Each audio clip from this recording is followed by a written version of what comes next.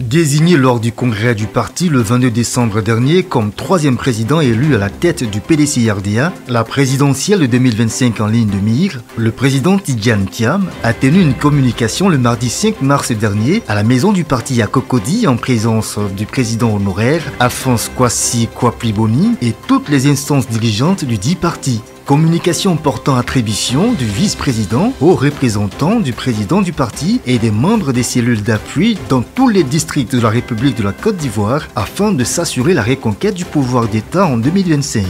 Veiller à la mise en place du personnel politique, ça aussi c'est un point qui revient. Il semble qu'il y a quand même beaucoup d'endroits où les délégués sont soit vacants, soit décédés, n'ont pas été remplacés. Donc il faut vraiment faire ça systématiquement.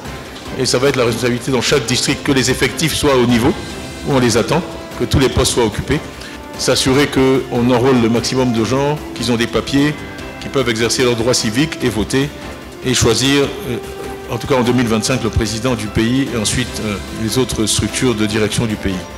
Le président du PDCI-RDA a dans son intervention présenté les premières réflexions menées après son élection à la tête du parti qui consiste notamment à doter chaque district de la commune d'Abidjan d'un vice-président haut représentant du parti en charge de coordonner le développement et le suivi des activités du parti. Alors la manière dont nous avons proposé d'organiser ça, c'est qu'il y ait aussi des hauts conseillers pour chaque district qui seront essentiellement des personnalités du parti qui ont une grande expérience politique, beaucoup de crédibilité et qui pourront servir de référence morale aux plus jeunes qui seront opérationnels. Le président Tidjane Thiam s'est félicité des acquis du parti, notamment sa force vive, avec une capacité efficace d'implantation sur l'ensemble du territoire national, une solidité et une résilience extraordinaires qu'il a illustré par sa récente première sortie qui a enregistré une adhésion massive de plus de 8000 nouveaux adhérents en seulement 7 jours. J'ai le plaisir de vous dire l'opération qu'on a lancée le 16 janvier, on a eu 8000 nouveaux adhérents en 7 jours, avec plus de 60% de moins de 50 ans. Et il faut vraiment les voir. Les gens viennent, ils s'assoient sous les tentes, il fait chaud, c'est difficile, ils font la queue et puis ils nous donnent leur argent. C'est quand même quelque chose de remarquable. Ils nous font vraiment confiance. Et bon, après, c'est à nous de mériter cette confiance. On a dépassé maintenant les 8000 adhérents. Le président du PDCI-RDA s'est également prononcé sur la nécessité de cultiver la paix, gage de développement économique durable. L'entente fait économiser de l'argent, a-t-il signifié. C'est un point important et pour moi, la paix, c'est un facteur de développement économique.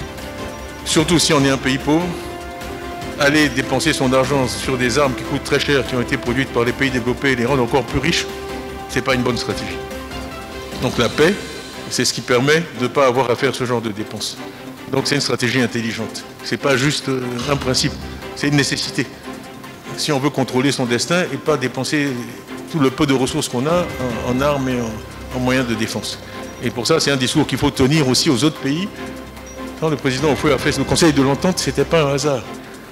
Que l'entente, ça fait économiser de l'argent. Et le palabre, ça fait dépenser de l'argent. Donc il faut s'entendre, vivre en bonne intelligence, ça permet à tout le monde de dépenser moins sur les dépenses de défense et on peut tous investir dans le développement à long terme. Le développement de l'économie par des moyens propres à nous a été également l'un des axes majeurs de son intervention. On ne peut pas se développer uniquement en empruntant à l'extérieur. Générer des fonds propres en monnaie locale, c'est le prix de l'indépendance. Si vous ne pouvez pas financer votre économie, vous n'êtes pas indépendant, c'est aussi simple que ça. Parce que celui qui prête aura toujours des droits exorbitants sur vous, c'est comme ça. Donc,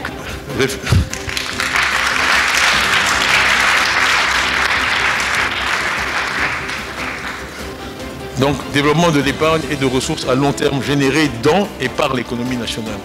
Ce n'est pas un luxe, c'est une nécessité.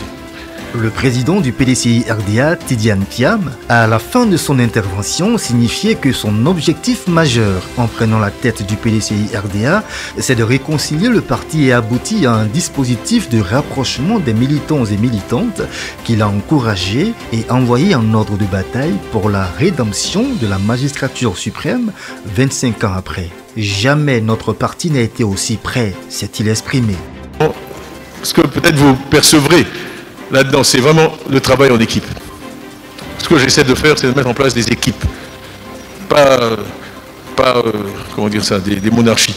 Donc il faut que chacun qui est dans une position de leader se voit comme le premier entre ses pairs, pas un grand chef ou un grand patron. On est là pour délivrer un objectif pour le parti, pour travailler en équipe. Et c'est la philosophie qu'on met en place dans les hautes représentations. Oui, il y a le haut représentant, mais il a aussi les hauts conseillers, il a aussi les rapporteurs, il a aussi les secrétaires, il a aussi la cellule de support. Et c'est seulement comme ça qu'on va y arriver et qu'on peut donc remporter la victoire que nous souhaitons tous. Il a bien voulu que nous conduisions le secrétariat exécutif. Je veux être reconnaissant en lui disant merci. Merci pour cette marque de considération renouvelée et de confiance renouvelée. Parce que nous avons été son directeur de campagne lors des élections à la présidence du parti.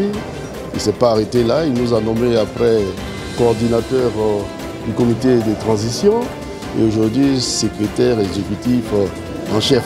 C'est beaucoup d'honneur. Je voudrais être reconnaissant mais aussi rassurant quant à ma disponibilité à conduire ce poste.